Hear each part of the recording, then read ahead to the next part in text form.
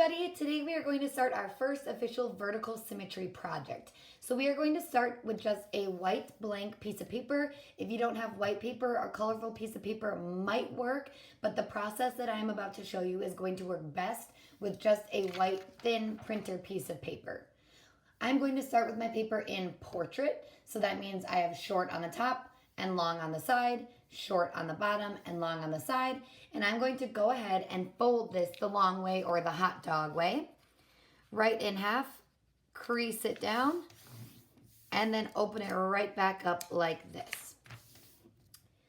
From here, I'm going to turn my paper to the side and go from portrait to landscape. So now I have long on the top and short on the side. From here, you are going to write your name on this creased line right here. Now, you may write your name however you would like to. You may write it in cursive if you know how to do it in cursive. You may write it just like you normally write your name. You could do it in bubble letters. You could do it in block letters. It is completely up to you, but it needs to take up this entire side. What I do not want to see is if you have a short name, doing a teeny tiny little short name here. I want it to go from left to right and top to bottom. If you would like to do only your first name, you can do only your first name. You could do a nickname, you could do your first and last name, or you could just do your last name. But I want it to be associated with your name somehow. Okay, so I'm going to write Miss Hout on mine, and I'm going to do the first letters in cursive, and then I'm going to do the next letters just how I would normally write my name, so you can kind of see both. So I'm going to start all the way to the left, and I'm going to start with my M, and notice I make it very, very tall, and the bottom of my letters are going to touch this creased line. I'm going to go from the M to a cursive S, and then I'm going to do a little dot here for the miss. And then for Hout, I'm just going to take up the rest of the space. Again, bottom of the letters touching this line, top of the letters almost to the top. And this time, instead of cursive, I'm just going to draw them normal.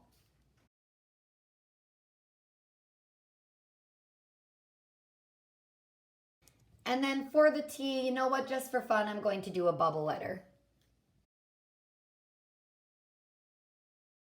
Your letters can also be uppercase or lowercase. It doesn't matter. But if you are doing lowercase, you'll still want to make them nice and tall. So for example, if I was doing my A in lowercase, I would still start up top, come all the way down to the bottom with that curved line, up and then down with the tail. So even if you're doing lowercase letters, I don't want them to be small. I still want them to be big. Okay. From here, you are going to trace over this with a Sharpie.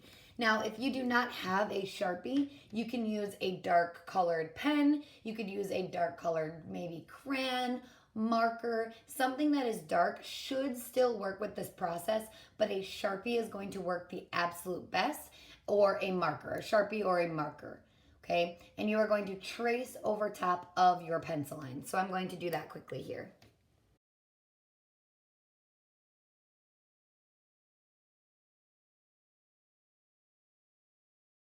So it looks something like this.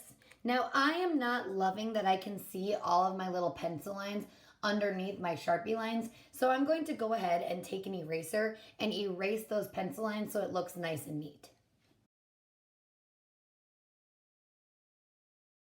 Okay, this to me looks a little bit nicer and a little bit neater. From here, you are going to fold your paper back in half like this. Now, it's a little bit hard to see on video, but if I push down, you can see my traced Sharpie lines through this piece of paper. So what I'm going to do is once again take my Sharpie, or again, you can use a marker. You could probably use a crayon or a colored pencil, but again, a Sharpie or a marker is going to work better for you. And I'm going to try my very best to push this paper down and trace what I can see underneath.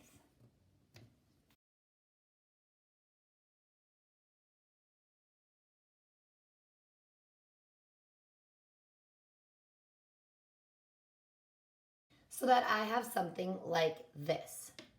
Now what I'm going to do is I'm going to open up my piece of paper, and you will notice that now, because my paper is thin and because I use a Sharpie, you can again see these lines coming through from the back. So we are going to trace over these lines one more time with our Sharpie, our marker, whatever you are using. So I did it one time, I flipped it over, I traced it again, I opened it up, and I'm going to go over it one more time.